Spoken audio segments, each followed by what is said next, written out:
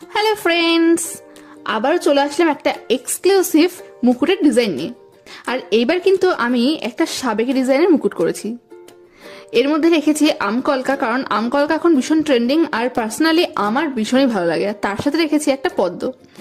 নিজের মতো করে নিজস্বতা রেখে একটা কাজ করার চেষ্টা করলাম।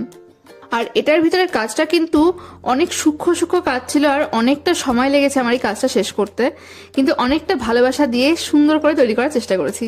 এই মুকুটটা বাকি মুকুটের থেকে এখানেই আলাদা, কারণ এই মুকুটে একটা ছোট্ট ঝুমকো লাগানো আছে, যেটা কিন্তু মুকুটটাকে আরো একটা রাজকীয় আর সুন্দর একটা লুক দিচ্ছে।